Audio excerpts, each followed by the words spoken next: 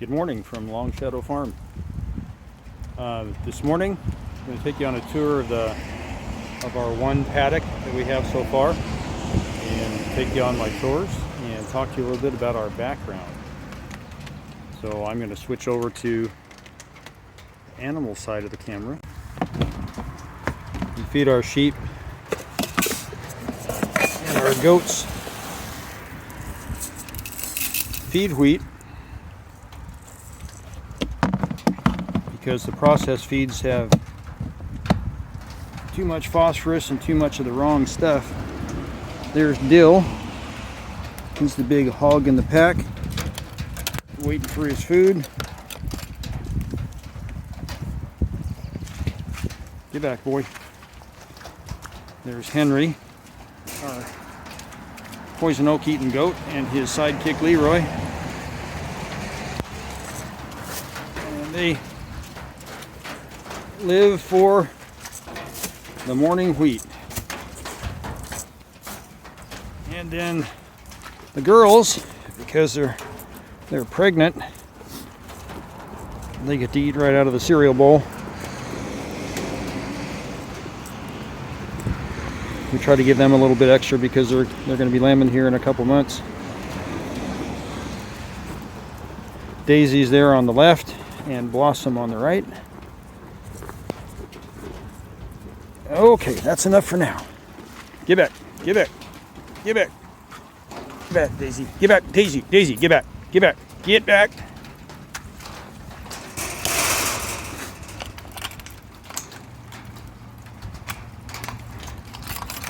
We put the chain on because the goats, believe it or not, found a way to grab this, tip it up, and push it through with their lips. And they can unlock that gate and wander around the farm at will. The pastures here are quite flooded.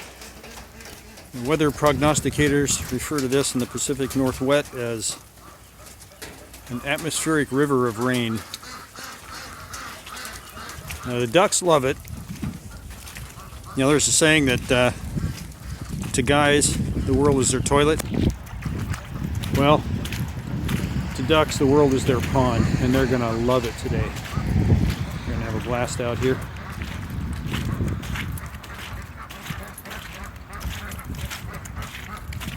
I'll talk about our background, where we come from.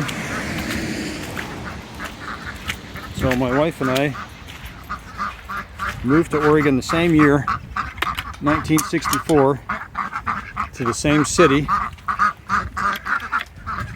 the same month, and her folks bought a dairy in a small town outside of Eugene called Crow, and my dad was an electrician in a sawmill. Talk to these ducks about where they lay their eggs.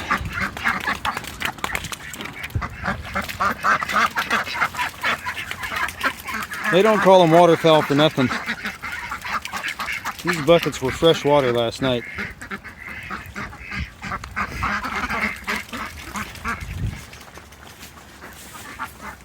Oh, it's like Easter every day on the farm. Oh, shoot. Except we've got rodents that dig into our eggs and chew through the shell, and they steal the eggs. And we're trying everything we can think of to get rid of those little beggars.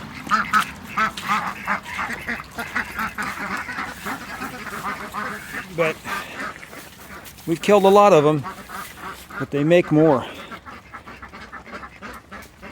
So this is our feeder for the ducks.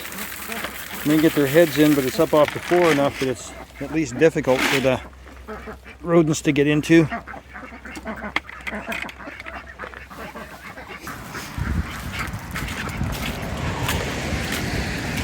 Now this little door right here is what I refer to as our sheep and goat excluder. Put the bucket here to hold the gate open so the ducks won't shut it accidentally and shut themselves out of their food. It's a very simple setup. It's a piece of plywood. If you get one that's got exterior glue like CDX, that's the best to use, of course, because this will delaminate after a while, but it was just a scrap. And I drill 4 holes in it and put 2 wire ties at each end, so if one breaks, the door won't fall off. And then this pulls out.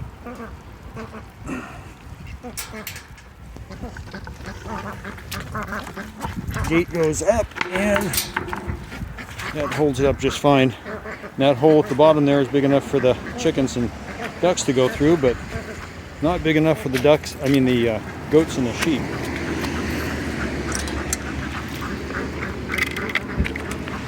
Now our chicken coop we brought from our previous house, which I'll talk about some.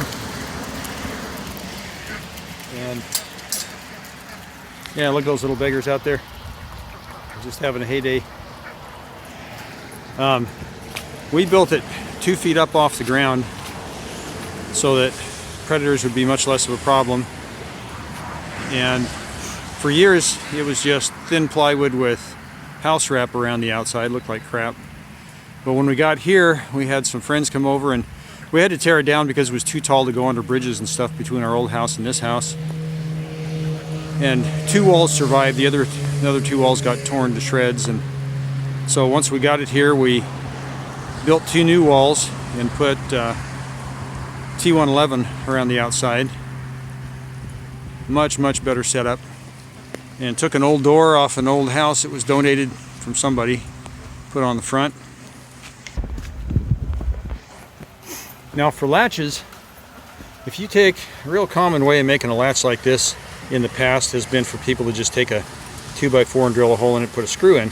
The problem is that over time, working it back and forth, especially as the wood deteriorates around the screw, the more you work that handle back and forth, the more it loosens the screw, and then eventually it'll turn out, and then that handle will not stay in position and hold the door closed. So if you take an old spring, compression spring, and put on it with a washer on top and a bolt that goes clear through with the nylock nut on the inside, it always stays tight. That wall will have to fall down before that latch gets loose. There's my girl, my chicken Hannah.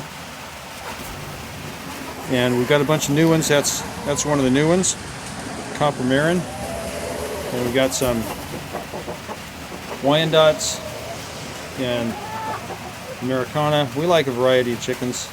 We like the different colored eggs that they give us in the morning. And the young ones are just coming on. Perfect timing in the spring here. Well, it'll be spring sometime. But go do our Easter egg hunt this morning and see what we got. There's the Marin. She lays these beautiful dark eggs. Impossible to candle, but very easy to eat. And I put these nest boxes on the side here. I built these based on what we learned from our previous place. The top of the coop was too flat and the chickens would roost up there and poop all over the top, and it just got built up with manure. And we needed a place to store stuff for the chickens, medical treatments and supplements and minerals and that sort of thing. So I built this shelf. It's too steep for the chickens to roost on, but it's a real handy place. Obviously we have mice in here. Even though it's 2 feet off the ground, the mice will find their way in. They're very good at climbing. But these nest boxes are 1 by 1. They're just about the right size.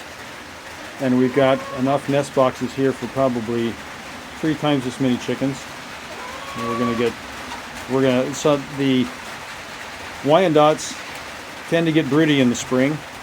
And we've got 1 or 2 that like to sit. And so we're gonna find a way to let them sit their eggs this spring and hatch a bunch more for us. Here's another mouse trap. I've got to rebait it. The mice generally don't like to go after those if the peanut butter is more than a day or two old. It gets stale.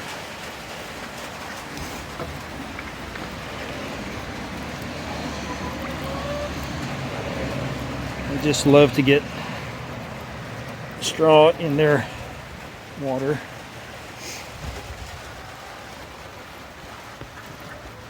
These fields just have, or this field, this is paddock 1, and it has terrible drainage, obviously.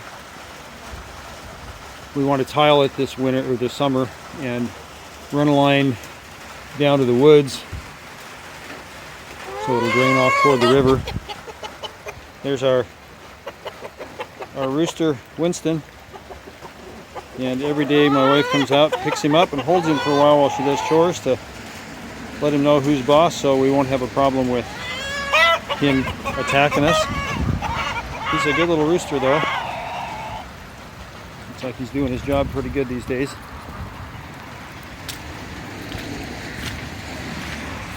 There's our compost pile over there. It's not the permanent location, but it'll work for now. And then our chicken tractor. It's too heavy to move by hand, but in the summertime it's very easily moved with our tractor.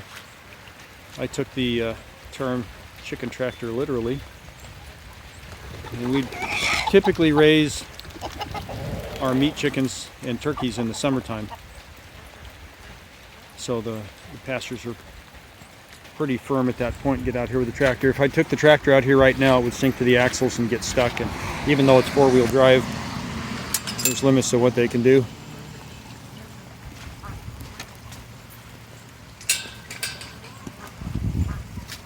So back to our history. So my wife, her parents owned a dairy in Crow for 25 years. When I was about 14, I went to work on a dairy across the little valley south of Cottage Grove, right in front of the Cottage Grove Dam, and that was one of the best experiences of my life. I learned to love farming and cattle, and I learned to work really hard. Now you can see, putting this walkway out here, we've used old rotten hay bales to make a path. It's formed a inadvertent dike that creates this little pond behind it when it rains really hard. So I put in a 3-inch ABS pipe underneath the path that drains it and puts it out of the pasture.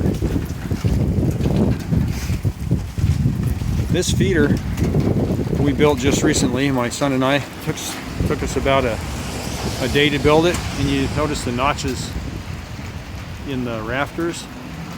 Those notches are from the rafters that used to be on the house, which now has a brand new roof. But we repurpose every bit of lumber that we can, and this tin in fact is from an old building as well. What we did is took a piece of cattle panel and cut it to the right length, sandwiched it in between furring strips, and braced it really well. And we can toss the hay in there from on the other side of the fence, so it's very convenient.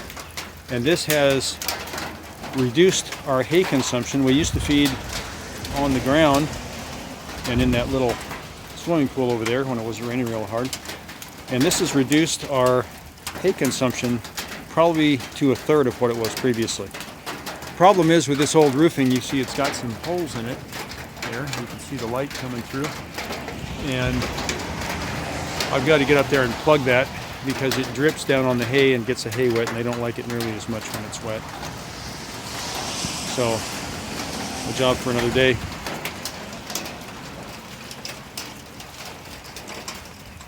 So, to continue on with the dairy story, my wife and I were both 15 when we met at the Lane County Fair showing cattle for the dairies that we worked on. Her on her parents' dairy and me on the dairy I worked on in Cottage Grove. And